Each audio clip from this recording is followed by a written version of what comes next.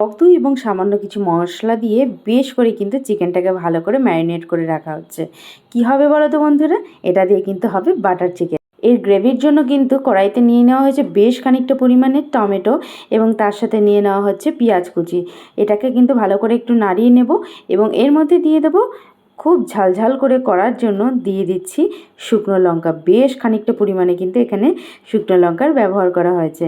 এখন এর মধ্যে দিয়ে দিচ্ছি পরিমাণ মতো নুন আর দিয়ে দেওয়া হচ্ছে বেশ খানিকটা পরিমাণে কাজু বাদাম।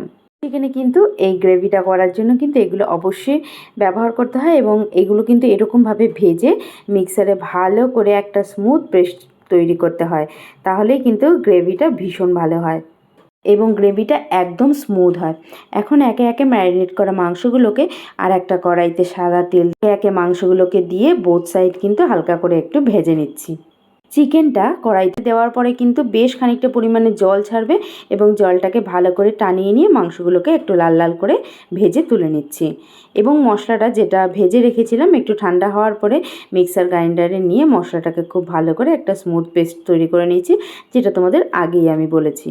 যেহেতু এটা বাটার চিকেন, বাটারের ব্যবহার তো এখানে করতেই হবে। কড়াইতে নিয়ে নিচ্ছি কিন্তু সাদা তেল এবং তার সাথে নিয়ে নিয়েছি বাটার। এখানে বলে রাখি, তোমরা কিন্তু যে চিকেনটা ভাজা হয়েছে সে ভাজাটাও কিন্তু বাটার দিয়ে করে নিতে পারো। এখন তার মধ্যে দিয়ে দিচ্ছি আদা এবং রসুনের পেস্ট। এখন সব কিছুকে একটু ভালো করে নাড়িয়ে নিচ্ছি। কী যে মিষ্টি গন্ধ বেরোচ্ছিল। আর তার সাথে দিয়ে দিচ্ছি এখানে কাঁচা লঙ্কার পেস্ট এবং এর সাথে আরও দিচ্ছি রেগুলার মশলা, লঙ্কার গুঁড়ো, জিরের গুঁড়ো, হলুদ গুঁড়ো আর যা যা মশলাগুলো আমরা রেগুলারলি ইউজ করি সেই মশলাগুলো কিন্তু একে একে এর মধ্যে একটু একটু করে দিয়ে দিচ্ছি। এখন সব কিছুকে বেশ ভালো করে একটু নাড়িয়ে চাড়িয়ে মিশিয়ে নিয়ে একটু কষিয়ে নিচ্ছি। হলুদ গুঁড়োটা আগে দেওয়া হয়নি, তাই হলুদ গুঁড়োটা এখন দিয়ে দিচ্ছি এবং এর মধ্যে দিচ্ছি পর্যাপ্ত পরিমাণে নুন।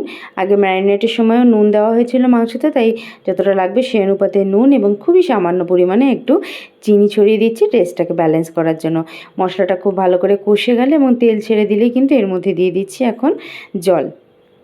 জলটা খুব ভালো করে ফুটে গেলেই কিন্তু একে একে এর মধ্যে ভেজে রাখা চিকেনের টুকরোগুলোকে এই ঝোলের মধ্যে দিয়ে দেবো। চিকেনের টুকরোগুলো দিয়েও কিন্তু বেশ খানিকক্ষণ একটু ঝোলটাকে টানিয়ে নেব, যাতে গ্রেভিটা বেশ মাংসের মধ্যে ভালো করে ঢোকে এবং উপর দিয়ে ছড়িয়ে দিচ্ছি কাসুরি মেথি, যেটা ফুটেজটা কিন্তু আমার তোলা হয়নি, কিন্তু উপরে একটু কাসুরি মেথি ছড়িয়ে দিলে গন্ধটা ভীষণ ভালো আসে। আর যেহেতু এটা বাটার চিকেন, লাস্টে কিন্তু উপর থেকে ছড়িয়ে দিচ্ছি বেশ খানিকটা পরিমাণে বাটার, যাতে বাটারের ফ্লেভারটা কিন্তু খুব ভালোভাবে এর মধ্যে থাকে এবং সবশেষে দিয়ে দিচ্ছি ওপর থেকে ফ্রেশ ক্রিম। দুর্দান্ত একটা রেসিপি, অবশ্যই কিন্তু খেয়ে দেখো।